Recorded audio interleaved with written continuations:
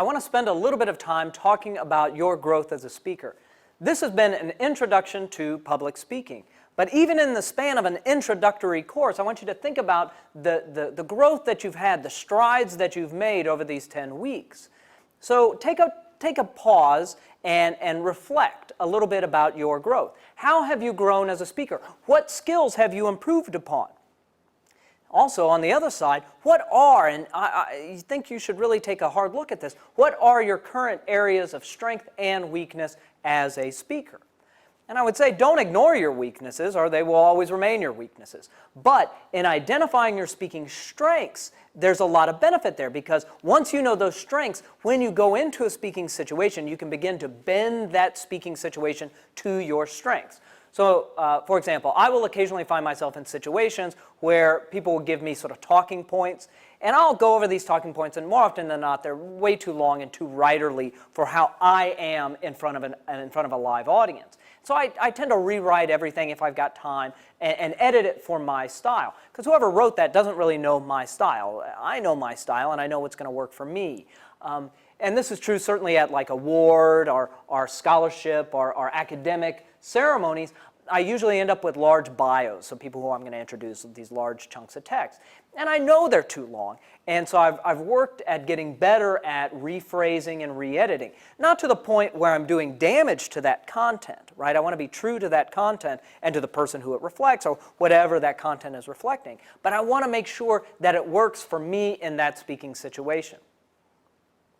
So I want to sort of maintain truth to that text, but I also know when and how to go off of that script. I would say one of my strengths as a speaker, and of course, actually, ironically, one of the strengths that has not been on display because I've got two cameras staring at me, is one of my strengths is playing with an audience, is really having those moments where I can sort of joke around with the audience, or I can ask audience questions, or I can sort of really play with that audience reaction and be very impromptu and extemporaneous and work in that venue. But I know now when to do that, when to move from that script. I would say as a younger speaker, I didn't know when to do that. More often than not, I let the situation almost entirely determine my performance. And so I found myself putting myself into situations where I would not be as successful. So now I really aim for more of a middle ground. I don't want to violate audience expectations, or if it's something I'm getting paid for, employer expectations, but I want to make sure that my strengths are on display. So I want to try to know my strengths so I can try to bend those situations to highlight my strengths, or at least create a space so I can put my strengths on display. But of course, playing to your strengths means you know what they are. And this requires, one, a lot of speaking, but beyond that, a lot of self-analysis.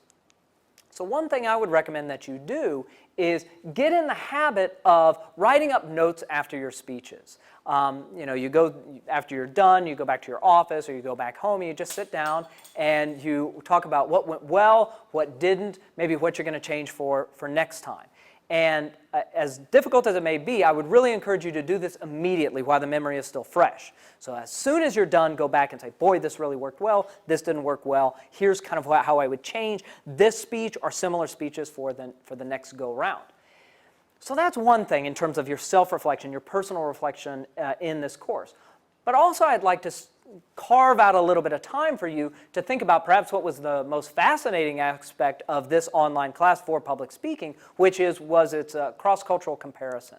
So as you have watched not only me, who may not be from your cultural background, but you've watched other speakers and sample speakers and participated in discussions perhaps online where the cultural nature of speaking was on display.